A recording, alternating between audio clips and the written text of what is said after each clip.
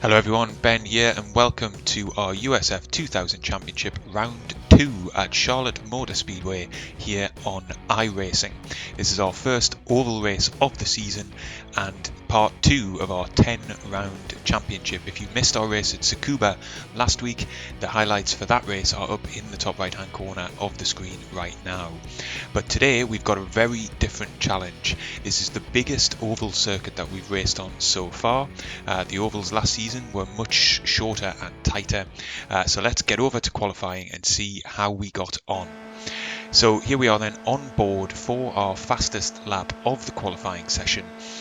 No braking points to commentate on here, no downshifts at all. Unlike previous ovals we've ran on, this is flat out in qualifying conditions. It's all about getting the right line through the banked corners, maximising speed out onto the straights, trying to get as close to the walls as you can, and just being very gentle with your steering inputs. Now, I am by no means an expert at oval racing, and unfortunately that shows through in this qualifying lap, where to the untrained eye, what I would see looking at this lap is basically as fast as you can go, because we were flat out for the entirety and we looked to take quite a neat and tidy line through. Unfortunately, it was only good enough for 10th place on the grid. We were 10th and a half down on the pole sitters' time, Grisalena on pole position, and look at how tight some of those gaps are through the field. Nevertheless, qualifying is not going to be as important for this race as perhaps in others. There are going to be opportunities open up through the course of this race, but equally there are going to be moments of real danger. And so part of the art of racing on oval tracks, certainly in the sim world and certainly at the level at which I'm competing, is simply surviving. So being at the back of the grid might serve us quite well. I didn't do it on purpose. I tried to run as fast a lap as I possibly could, but it is at least going to give us a bit of a perspective on any accidents or carnage that unfold up ahead of us. You can see at least one driver is opting to start from the pit lane. That's why the number of cars on the grid is lower, and that's going to give us a little bit more space towards the back of the grid as well, which can only be a good thing. Do remember to subscribe to the channel if you want to make sure you're across all of the races in this championship. If you like the video, please do click that thumbs up. That helps me out enormously, as well as we're coming around the banked section back into the stadium, and this race is about to get underway as the safety car peels into the pits. Let's get down to the live action.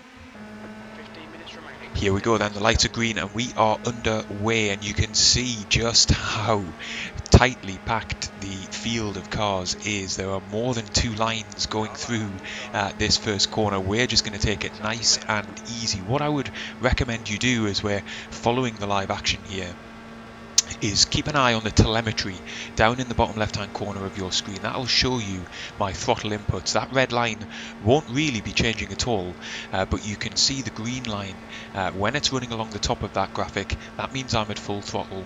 As it drops below, that means I'm feathering the throttle to just try and avoid action up ahead or measure my pace through some of the corners. As I mentioned in qualifying, with a clear track, this is flat throughout, but in race conditions, to be safe, it's anything but. As you can see here, where again we bunched right back up with the car ahead. That's better call, but we just decide to come off the throttle rather than running alongside him at this stage of the race. I have to say though, a lap and a half in, and we haven't seen any incidents yet, but I am concerned by what I see up ahead of me. There are cars running three wide. There's quite a lot of weaving and jostling for position. And at these speeds, in this sort of circuit with the walls so close, that is just dangerous. And look at that, as we see the pop-up screen up ahead, this is for second and third position, and they've managed to hit, and there's a big accident up ahead. We've got to take to the right-hand side of the track, more cars being collected, and we somehow pick our way through that carnage and avoid getting caught up in it, which would have definitely been a pit stop at least. And so many cars got caught up in that. I'm not actually sure where we're running anymore, but we've gone from the back of the field to, I think, fourth position. Let's take a look at how that all unfolded then. From the blimp cam, you can see the two cars in the middle of the screen there getting caught together, and then about 5 cars have nowhere to go. There's us on the left-hand side, just scooting past on the outside of the corner. But that is an incredible accident this early in the race, and it just happens from a fairly innocuous tap between 2 cars, and then the 6 or so cars behind them just can't get out of the way. And when they start picking up each other, as we'll see here from Cartwright's on board, the accident just gets bigger and bigger and bigger, and more cars end up getting involved. And we were very, very fortunate to get through that unscathed. So we rejoin then just a lap and a half later. We're actually running in 5th place, not 4th place. But we do now have cars emerging from the pit lane. They'll be coming out from that accident at least 2 laps down, I think. Certainly some will be 2 laps down on the leader's pace, and so we now are going to have a bit of a problem on our hands. We've got 2 cars then up ahead of us, Betancourt and Grisolena, who was the pole sitter, and we now are going to have to try and just get our way past them if we're going to be able to get up onto the back of Josh Burke, who's in 4th position. But that's not going to be easy. They are racing each other, Betancourt and Grisolena, by the looks of things, and so they're not going to really be giving us all together that much space. And because the toe is so important here in terms of your ability to get past cars, we're going to be in and out of the slipstream here. So I'm going to try and make a move early to just see if they'll let me go and accept that they're not really racing me for position. But Betancourt himself is looking around the outside, so I think better of that. Again, keep an eye on the telemetry here, because this is not a case of just running flat out pace, because the toe will just suck you into the rear wing of the car ahead.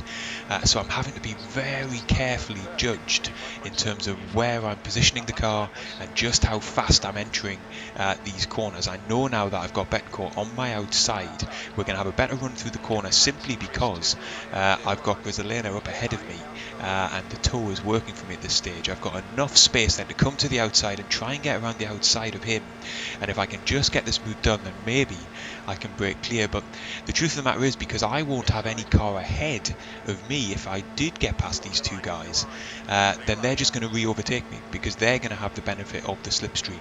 So we're essentially now trapped in this secondary group of cars. The leaders are up ahead there, you can see them just heading into the banked section, and we are a little bit adrift from them, but running in the pack with these 2 back markers. The good news is 6th place, Rudy Albach, is 12 seconds back on us, so providing we don't lose too much time here, and there's no reason why we necessarily should, providing Betancourt and Grisolena's pace is good, then we should be safe from behind. But look at that, the 2 cars up ahead so nearly coming together, and following this closely behind them, there'd be very little scope for me to avoid being collected in any accident that they both have. But I don't really want to drop any further back, because if I do that, then I'm essentially sacrificing any chance I've got of catching up with this pack up ahead. Unfortunately, we're just not in a position in this race, given the nature of the competition here, to work together with other cars. My understanding is in real oval racing there is scope to do a bit of that, but far from working together. Up ahead there is jostling for position, and we're riding on board here with Urbaru, who's just been squeezed into the wall by Josh Burke, or certainly they came together, and that has meant that both have had a huge shunt on the right hand side there. We'll come back to take another look at that, but I believe then that should be us up into 3rd position. Oh, we've got one car up ahead with ping problems by the looks of it. No accident there, just a dodgy connection. So we're going to be in 3rd position, I think, as we come around to end this lap, because I believe that was both Urbaru and Burke into the wall. So just by keeping things neat and tidy, by not forcing the issue past these 2 back markers, we've gained another 2 spots. And yes, the standings graphic updates in the top left hand corner of the screen. Before we take a look at that incident then, let's just have a little look back on that last few laps, as we're trying to just pick our way through these back markers. But very early on in these laps, it occurs to me that I'm not going to be able to find my way through. It's going to be too dangerous to try and make this stick, and in any case, as I mentioned earlier, the tow is going to mean that I won't be able to escape them anyway unless I've got significantly more pace, and because it doesn't seem as if they're carrying damage, that just isn't going to happen. We're on the outside of the corner there then, and we're going to have to just tuck back in, otherwise we're going to be 3 wide here, and we really don't want to do that. And so in the end we just decide to settle in behind. Here's what happens when you don't just settle in behind. Crazy 3 wide there into the beginning of that lap, and a collision was really inevitable, and in many respects they were fortunate not to collect more cars than they did.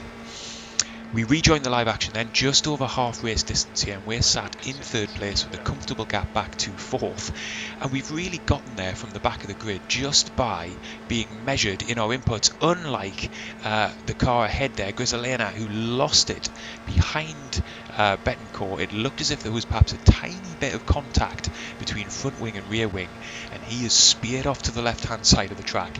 That's exactly the sort of incident I did not want to get involved in. And so I'm pretty pleased at this point that I was hanging back and not getting too involved with the 2 cars up ahead. That's going to make life slightly easier then. I don't have 2 back markers to contend with now, just the 1, and so I can measure my pace essentially against Betancourt, and that's exactly what we do over the next 5 minutes. We jump ahead then with just 2 minutes left of the race.